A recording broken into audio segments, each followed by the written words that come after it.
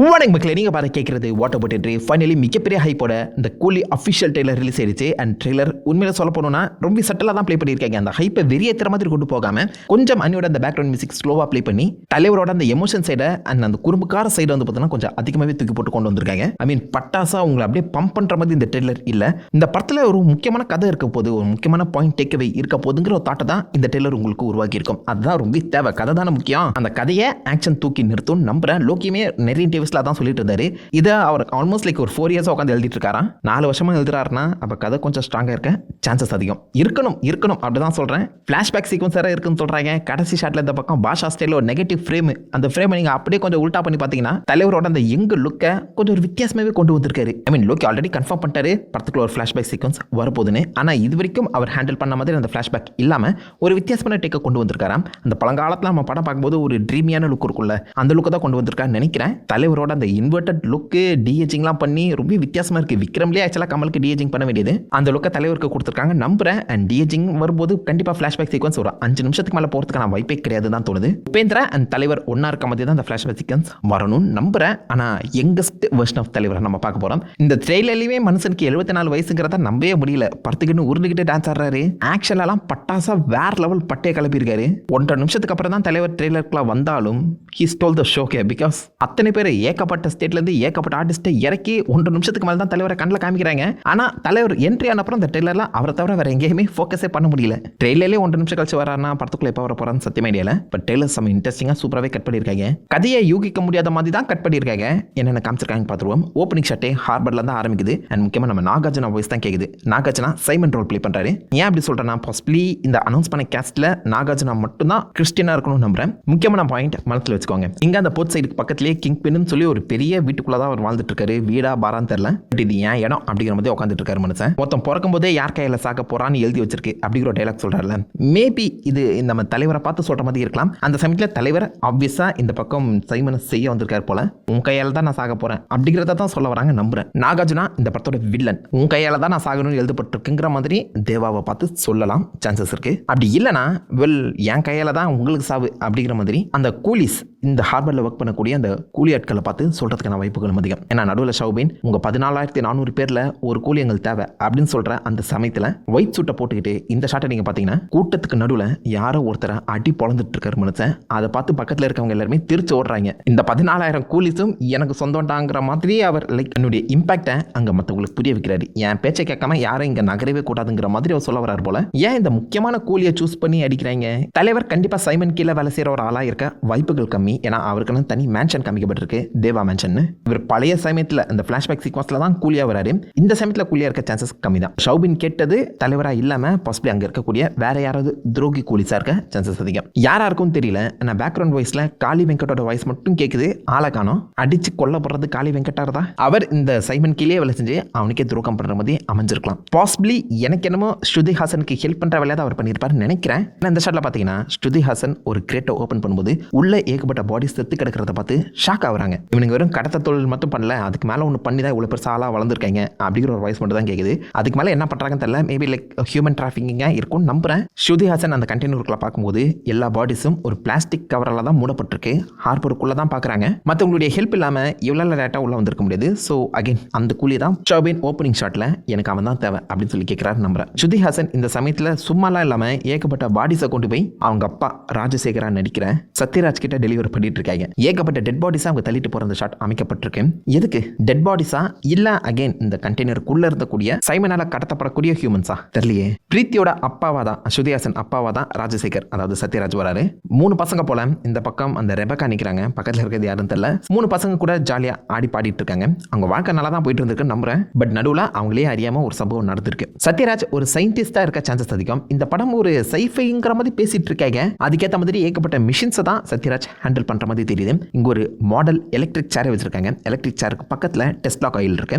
அதுக்கேற்ற மாதிரி இந்த ஷாட்ல நீங்க பாத்தீங்கன்னா ஒரு எம்டி ஸ்விம்மிங் பூல் பின்னாடி ஒரு டிரான்ஸ்ஃபார்மர் வெடிச்சு சதறது. உள்ள நம்ம சத்யராஜ் அண்ட் பக்கத்தில் ஸ்ருதி ஹாசன் இவங்க 2 பேருக்கு முன்னாடி யாரோ இருக்காங்க. அவங்க பக்கத்தில் ஆப்வியஸா டெஸ்லா காயில் இருக்கு. ரிசரக்ஷன் இருக்கமான்னு தெரியல. செத்து போறவங்களை உயிரோட கொண்டு வர ட்ரை பண்றாங்களோ. என்ன கொண்டு வரது டெட் பாடிஸ் வச்சு வேற என்ன பண்ண முடியும்? நடுவில் ஸ்பெசிபிக் ஷாட்ல அந்த டெட் பாடிஸ் அந்த சேர்ல வச்சு பூட்டுற மாதிரி நம்ம ஸ்ருதி ஹாசனோட அந்த கைகள் தெரியுது.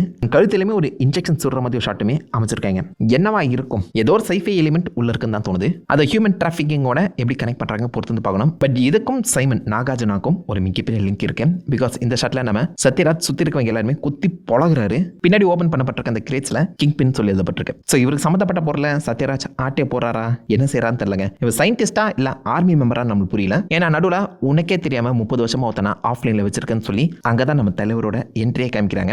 பாஸ்ட் சீக்வன்ஸ்ல அவர் உபேந்திரா கூட ஒன்னா மும்பைல வேலை செய்யற ஒரு கூலி மாதிரி காமிக்கப்பட்டிருந்தாலும் உபேந்திராவும் நல்லா சண்டை போடுறாரு. தலைவருமே ஆம்பியஸா நல்லா சண்டை போடுற கேரக்டர் தான் இருக்கணும். இந்த இடத்துல ஒருத்தனை கட்டி இழுத்துட்டு போறாங்களா. இந்த ஷாட்ல கையில கொக்கி இருக்கு, காப்புமே இருக்கு.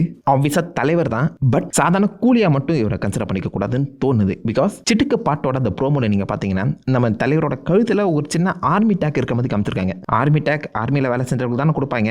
மேபி லைக் ஒரு ஸ்பெஷல் ஏஜென்ட்டுங்கிற மாதிரி இவரையும் உபேந்திராவையும் சூப்பராகவே பிரசன்ட் பண்ணலாம். கெட்டவங்க சைட்ல ஷௌபின் அண்ட் தயால் இருந்த மாதிரி நல்லவங்க சைட்ல தலைவரும் உபேந்திராவும் இருக்க சான்சஸ் இருக்கு. சும்மா கொளுத்தி போடுவான் வந்தனால தானே. அண்ட் இவங்களுடைய லீடராவோ அண்ட் பாசிபிளி லைக் இந்த மிஷனை கொடுக்குற ஒரு ஆளாவோ சத்யராஜ் வரலாம். நான் உன்னை அமைதியாக தானே இருக்க சொன்னேன், நான் சொல்லும் போது தான் இந்த மிஷனை நீ எடுக்கணும், அதுக்கு முன்னாடி ஏன் இது மேலே கை வச்சுன்னு சொல்லி இந்த ஷாட்ல நம்ம சத்யராஜ் தலைவர் மேலே காண்டாகிறாரு. நீ எதுக்கு நான் சொல்லாமல் இங்கே வந்தேன்னு சொல்லி கேட்கிறாரு. இந்த கான்வர்சேஷன் வச்சு பார்க்கும்போது நான் சொல்லும் போது தான் இந்த மிஷனை நீ பண்ணணும், அது வரைக்கும் எங்கேஜ் ஆகாத அப்படின்னு சொல்லி ஆல்ரெடி அக்ரிமெண்ட் போட்டு இருப்பாங்க போல. பட் தேவா ராஜசேகர நண்பனா பார்த்துருப்பாரு போல. அவன் உயிருக்கு ஒரு ஆபத்து வருதுன்னு தெரிஞ்சோன்னே சும்மா இருக்க முடியாதுல. மிஷனாவது டேஷ் ஆகுது, உன் உயிரை என் நண்பனோட உயிரை காப்பாற்றுறதுக்கு என்ன வேணாச்சு நான் செய்வேங்கிற மாதிரி தான் அவர் இறங்கி வந்திருக்காரு தோணுது.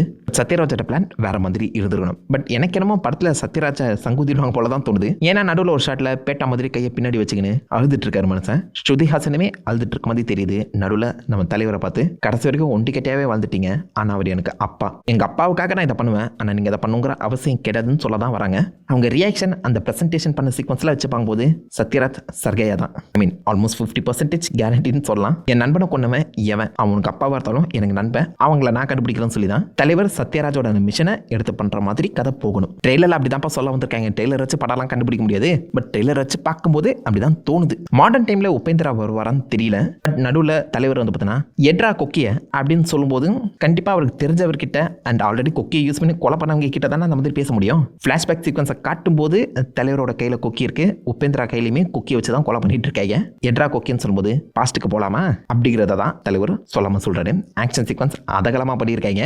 ரத்தம் ஸ்கிரீனை விட்டு வெளில தெளிக்கும் நம்புறேன். பிகாஸ் இந்த மொத்த படத்துக்குமே ஏ சர்டிஃபிகேட் கொடுத்துருக்காங்க. தலைவர் படத்துக்கே ஏ சர்டிஃபிகேட்டா? ஐ மீன் லைக் என்னால் ஃபர்ஸ்ட் கேட்டோன்னே நம்பவே இல்லைங்க. நான் சும்மா சொல்றாங்க தான் நினைச்சேன். ஆனால் நிஜமாலே ஏ சர்டிஃபிகேட் தான் கொடுத்துருக்காங்க. தலைவர் படம்னாலே ஃபேமிலியாக வந்து பார்க்குற படம்டா, அதுக்கே A certificate? Maybe again action and violence கொஞ்சம் தூக்கலாக இருக்கலாம். நாகார்ஜுனா கூட இந்த படத்தை எங்க பொண்டாட்டி பொலைக்கு போட்டு காமிக்க முடியாது போல, அந்த அளவுக்கு கொடூரமா வந்திருக்கேன் அப்படின்னு சொல்லி மென்ஷன் பண்ணியிருக்காரு. லைட்டா அந்த ரோலெக்ஸோட சாயல் இருக்குதான் செய்யுது. ஐ மீன் லைக் விக்ரம் படத்திலே தலையெல்லாம் வெட்டுற மாதிரி காமிச்சிருப்பாங்க, அதுக்கு ஏ சர்டிஃபிகேட் கொடுக்கல. இந்த படத்தில் அதை விட அதிகமாக சம்பவம் வச்சிருக்கீங்களாடா?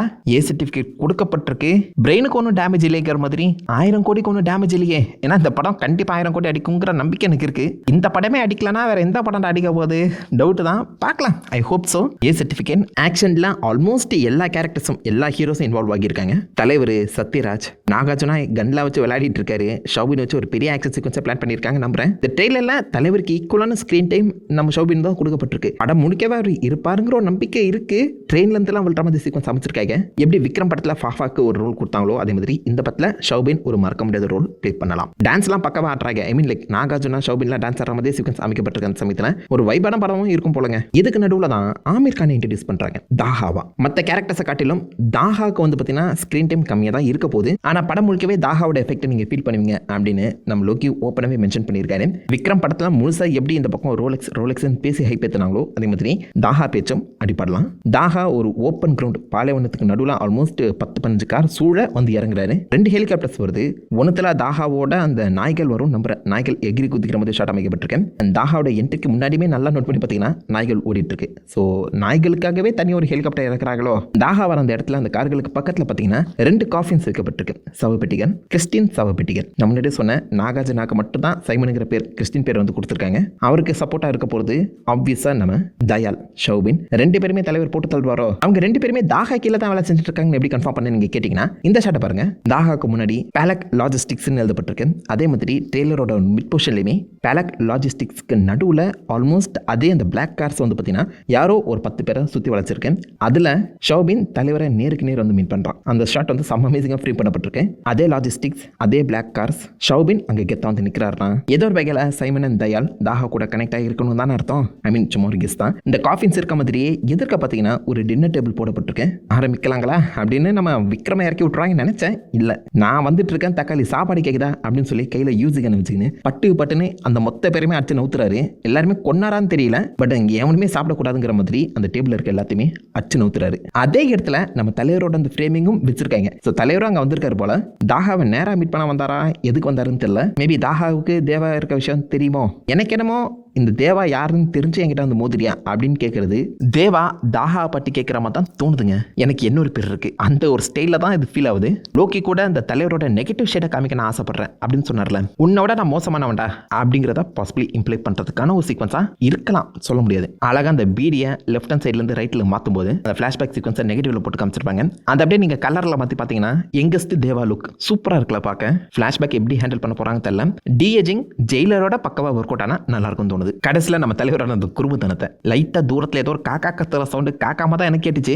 கேட்டோன்னா பயந்துட்டேன் அப்படிங்கிற மாதிரி ஒரு சின்ன சலபலை போட்டுட்டு போறாரு. லோக்கி வம்படியா காக்காலாம் வச்சு இழுக்கணுமா இல்லை கேட்குறேன். ஓவராலாகவே ட்ரெய்லர் வந்து பார்த்தீங்கன்னா கொஞ்சம் சட்டிலாகவே மெயின்டைன் பண்ணிட்டாங்க. உங்களுக்கு பார்த்தாலே ஃபீல் ஆகும். பட் இது போதும்னு தோணுது. ஆல்ரெடி ஹைப்பு கண்ணாப்பின்னான் இருக்கு, அதை சொரிஞ்சு விடாமல் இப்படி அவங்க மெயின்டைன் பண்ணதை பாராட்டி ஆகணும். இதுக்கப்புறம் பெருசாக எந்த ஒரு ட்ரில்லரோ ப்ரோமோவோ கொடுக்காம டேரெக்டாக படம் பார்த்தோன்னா நல்ல ஒரு சாட்டிஸ்ஃபைடான ஃபீலிங் வரும். லோக்கி வேற நம்ம கொடுக்குற அந்த ஃபீட்பேக்கை கேட்குற மனுஷன். ஸோ லியோ இதுக்கு முன்னாடி வந்து விக்ரம்லையுமே நிறைய ஃபீட்பேக் வந்து கேட்டிருப்பாரு. இந்த முறை கதைக்கு முக்கியத்துவம் கொடுத்துருக்க மாதிரி தோணுது.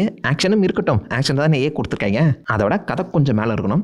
I hope so. அண்ட் இந்த படம் எல்சியில் வரும்னு சொல்லிட்டு இருக்காங்க. வரதுக்கு நான் வாய்ப்பே கிடையாதுன்னு நம்புறேன். ஏன்னா எல்சியில் அப்பியரான நிறைய ஹீரோ கேரக்டர்ஸ் இந்த படத்தில் வில்லனுக்கு சப்போர்ட்டிவாக வராங்க. ஸோ அப்படி இருக்க சான்சஸ் கம்மி. அதே மாதிரி வாட்சஸுக்கு கொஞ்சம் அதிக முக்கியத்துவம் கொடுக்குற மாதிரி தோணுது. வாட்சை வச்சே இந்த பக்கம் செயின்ல பில் பண்ணிட்டு இருக்காங்க. நடுவில் ஷோபின் வேற பார்த்தீங்கன்னா வாட்சை நோன்ற மாதிரி காமிக்கிறான் சமயத்தில். வாட்சை வச்சு என்ன ப்ளே பண்ண போறாங்கன்னு பொறுத்தது பார்ப்போம். தலைவர் தரிசனம் இன்னும் 2 வாரத்தில் கிடைச்சிரும். எத்தனை பேர் அவளை காத்துட்டு இருக்கீங்க? FTFS எத்தனை பேர் போக ரெடியாக இருக்கீங்க? மறக்காம உங்க தாட்ஸ் உங்களோட வியூஸை கீழே காமெண்ட் பண்ணிட்டு அந்த லைக் பண்ணி தட்டி விடுங்க. நான் உங்களை நல்ல ஒரு ஆசமான விடையில மீட் பண்ணிட்டேன். Have fun guys. வாட்டா.